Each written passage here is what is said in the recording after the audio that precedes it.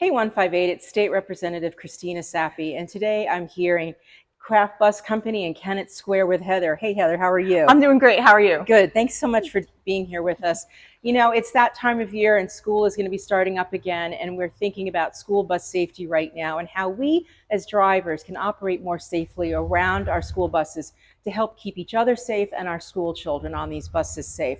So we have a bunch of questions that we're going to go over, and hopefully after you watch this quick video, you'll be inclined to go seek out some more information on what you can do as a driver to be responsible for others that we share the roads with. So when a school bus comes to a stop, is there ever a time that it's okay to go around the bus or to pass it? Absolutely not. There's not a good time when a school bus is stopped with their red school bus lights on to ever sneak by it. All traffic, including bicyclists, are required to stop when their red school bus lights are activated. And all traffic has to remain stopped until the red school bus lights are deactivated. Okay, so no, you can never pass a school bus under any circumstances. You can't sneak around it, and you can't pass it. So when those red lights are flashing, you have to stay stopped until they stop. Next, what is the proper distance to stop behind a school bus making a stop? So a vehicle needs to stop at least 10 feet behind a bus. Now, more space would be great, but at least 10 feet. 10 feet. All right. So that's a good one to remember. 10 fingers, 10 feet. There you go. I like that. Good way to remember it. What if I'm in the other traffic lane? Do I have to stop for the bus picking students up on the other side of the road? Absolutely. The only time that a vehicle would not have to stop is if there is a physical barrier. But students will cross from either side of the roadway, so you do need to come to a complete stop if you're on the opposite side. Again, unless there is a physical barrier. Okay, so that's good to know also, because I think sometimes folks aren't quite sure what to do in those instances, and you can see people hesitate. Yeah, even if there's like a huge center turning lane, you would still need to stop. Again, it just has to be a physical barrier. Okay.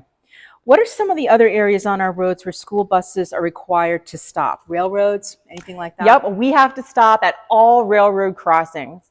Even if we don't have students on, we still are required to stop. So you may notice us come up to a railroad crossing with our hazards on. Oncoming traffic does not have to stop, but we do actually come to a complete stop. We open our windows, we open our doors, and we do sit there. We look and listen twice just to make sure that there's no train coming before we proceed over the tracks. So that's another instance where we really are required to be patient. They may not have kids on the bus, but they still are required by law to stop. So let's be patient behind them.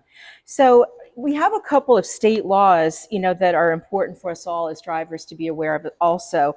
Motorists must stop 10 feet, as she mentioned, from school buses that have the red lights flashing.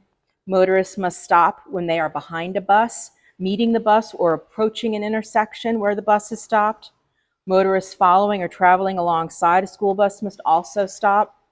If physical barriers such as grassy medians, guide rails, concrete median barriers separate oncoming traffic from the bus, motorists in the opposing lanes may proceed without stopping.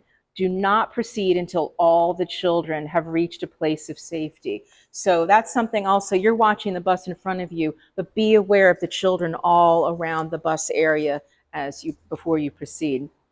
And the penalties are significant here.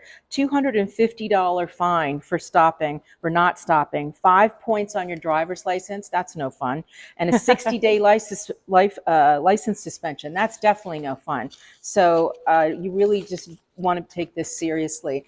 I want to thank Krapf Bus again for having us here today, and Heather, thanks so much for answering our questions. Remember, folks, kids are going back to school. Some of our young drivers are driving themselves to school and to practices and home late in the afternoon. So those hours really between 2 and 6 o'clock, you're going to see a lot of young people on the road and a lot of buses.